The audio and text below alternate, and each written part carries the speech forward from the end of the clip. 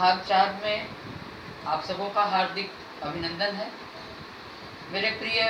अध्यापक, शिक्षक और जो दर्शक हमारे सत्र से जुड़े हुए हैं,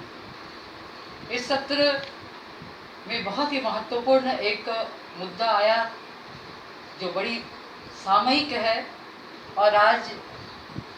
जिस भारतीय संस्कृति में सर्वे भवन्तु सुखिनः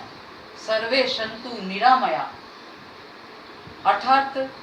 पूरी मानवता के रक्षा का संकल्प है, आज भारतीय संस्कृति की परीक्षा की घड़ी आ पड़ी है। और इस परीक्षा की घड़ी में हमारे देश के माननीय प्रधानमंत्री नरेंद्र मोदी, उन्होंने जो आत्मनिर्भरता का संकल्प लिया है, इस संकल्प के मूल में विश्व संस्कृति की संरक्षण का संदेश है। और विश्व संस्कृति की संरक्षण तभी हो सकता है जबकि हम मानवता का संरक्षण कर सकते हैं। तो वसुधैव कुटुंबकम की जो धारणा है, संप्रत्यय है और जो परिकल्पना हमारे ऋषि मुनियों ने की थी, उनके दिए हुए इस मार्ग पे आज पूरे विश्व को या फिर मानवता की कल्याण के लिए, इस संकट से परित्राण के लिए जो हमने संकल्प लिया है, वह है स्वावलंबी भारत। मित्रों, यह बात बहुत ही स्पष्ट है कि हमारी साधना कैसी हो, हमारा कर्म कैसा हो, हमारी तपस्या कैसा हो,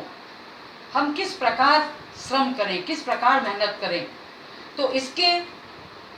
केंद्र में एक बात है, जो हम स्वनियंत्रित न होकर बल्कि परनियंत्रित, तभी हम दूसरे का हित, सर्वे भवन्तु सुखिनः कर सकेंगे। वरना आज का जो दृष्टिकोण है उसे बदलना होगा, विज्ञान की गति से हमें चलना होगा, हमें भी नित्य नवीनता से जुड़ना होगा और हमारे अपने अंदर की सामर्थ्य को, अपनी क्षमता को, अपने संस्कार को, अपने आचरण की जागरूकता को अपने मूल में, अपने ध्यान में लाना होगा। क्योंकि आज वह वक्त है जब हम संस्कार और संस्कृति की अध्याय का फिर से अध्ययन करेंगे और ऐसे में तभी हमारा दिशा तय हो पाएगा। ऐसी संस्कृति में जहां हमें प्रयोगधर्मी बनना है, हमें इनोवेटिव बनना है, हमारा परसेप्शंस, दृष्टिकोण को बदलना होगा, तभी हम एक नए विश्व का निर्माण करेंगे, एक नए समाज का निर्माण करेंगे, एक नए राष्ट्र का निर्माण करेंगे। क्योंकि हमारी संस्कृति में, हमारे सृष्टि के प्रारंभ में ही जो त्रिशक्ति व्यवस्था हमारे शास्त्रों ने हमें दिया था, आज मानव को पुनः एक नया संसार, एक नया समाज, एक नया विश्व गढ़ना है, जिसमें त्रिशक्ति व्यवस्था, जहाँ माँ सरस्वती त्रिशक्ति व्यवस्था में ब्रह्मा विष्णु भगवान के साथ थी, और फिर माँ लक्ष्मी जो विष्णु भगवान के साथ थी, माँ दुर्गा जो महेश के साथ थी। तो इस तीनों की जो शक्ति है, तीनों की शक्ति से ही यह निर्माण की, नवनिर्माण की जो परिकल्पना है, वह साकार हुआ, वह सफल हुआ। हमें आज पुनः आवश्यकता है जीवन और जीविका के बीच जो दो तरह के दीवार हमारे समक्ष आ पड़े हैं, इन्हें अपनी जीवटता अर्थात अपने जिद से,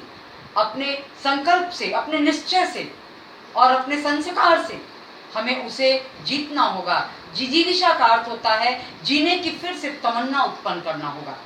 और ये तमन्ना को उत्पन्न करने के लिए हमें जीने के लिए साधन की आवश्यकता है, और ये साधन हमें लक्ष्मी जी से प्राप्त करना होगा, और लक्ष्मी जी हमें वो साधन देंगी,